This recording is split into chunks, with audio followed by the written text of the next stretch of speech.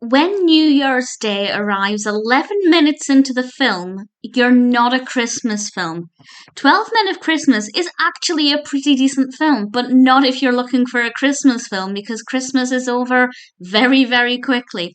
This was released in 2009. This is directed by Arlene Sanford and written by John Maas and Phillipa Ashley, and it stars Kristin Chenoweth as E.J. Baxter.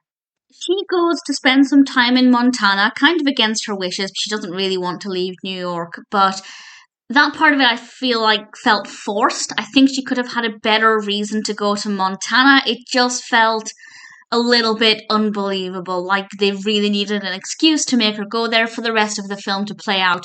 But once she got there and once the narrative actually kicked in, it was really enjoyable because she's a publicist. She's got a strong set of skills, and while she's there, she learns that the search and rescue team, which are comprising mostly volunteers, they obviously don't have a lot of money for equipment and essential things that they need. So she decides to create a calendar of 12 men posing nude or semi-nude to raise money for search and rescue. That's a great story. It absolutely made me think of Calendar Girls. It's not identical, of course, and I love Calendar Girls, but the concept of creating something to raise money for a good cause, that's a brilliant concept for a film, and once they got going with it, it worked really well.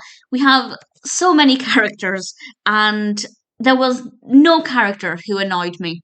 I liked all of the characters. I didn't love any one in particular. I wasn't drawn to anybody in particular. We have a potential, romantic aspect that was absolutely fine. But in general, the characters are all quite likable. We have some gorgeous scenery. Absolutely gorgeous scenery. Now, according to IMDb, this was filmed in Big Bear, California, and in various places in Alberta, Canada. Was any of it filmed in Montana? Well, not based on the information that I have.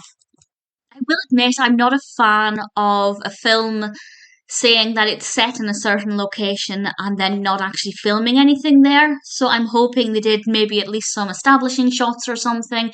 If anybody can confirm or clarify any of that, I'd really appreciate it. But either way, it is visually really gorgeous to look at. And it's really nice to see the creative process of the calendar being made and coming together and everybody working towards this brilliant goal. And of course, it raises awareness for the importance of search and rescue and the fact that in some places, search and rescue is voluntary.